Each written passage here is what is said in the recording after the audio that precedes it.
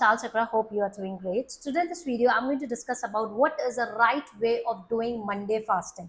So if you're doing fasting for the Mondays of Savan, or you are doing Sola Sumbar fasting, then what is actually the right way as per the Shastra? If you have subscribed my channel, thank you so much.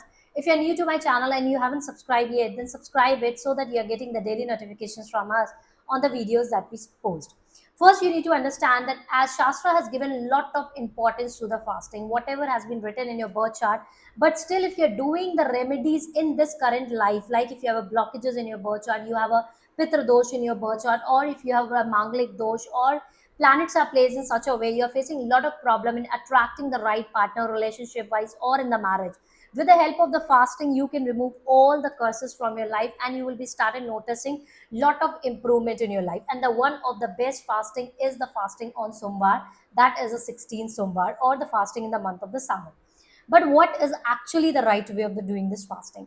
If you have any specific wish in your mind, like if you want to attract the right partner, actually 16 Somar fasting for Lord Shiva has been done to attract the right partner only. So if your intention is to attract the right partner and you are suffering in your married life, then this fasting is best.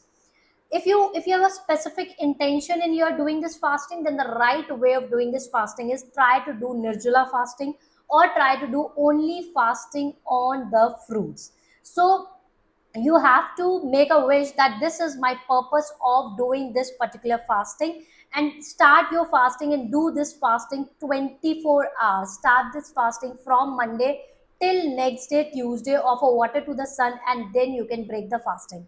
This fasting is if you have a specific wish that this is Lord Shiva, what I am looking for you. So this is a way how you need to do the fasting. So next day, after 24 hours, you have to break the fasting, that is on Tuesday morning.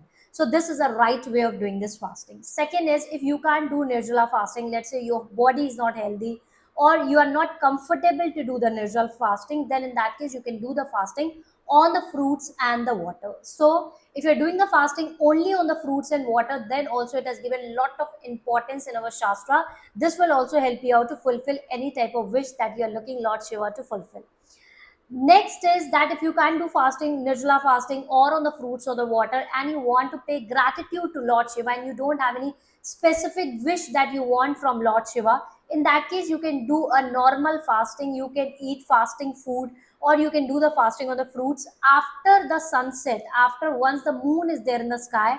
After offering water to the moon, you can eat the normal food one time on this particular day if you are paying gratitude to Lord Shiva. As per the Shastra, you should eat one time food, that is after 8:30 p.m. So this is actually the right way of doing the fasting. You just decide what is your purpose of doing this fasting. According to that, you can do the fasting. If you still have any question related to the Monday fasting, you can ask me on the comments. I will be happy to answer that. Thank you. Have a great day ahead.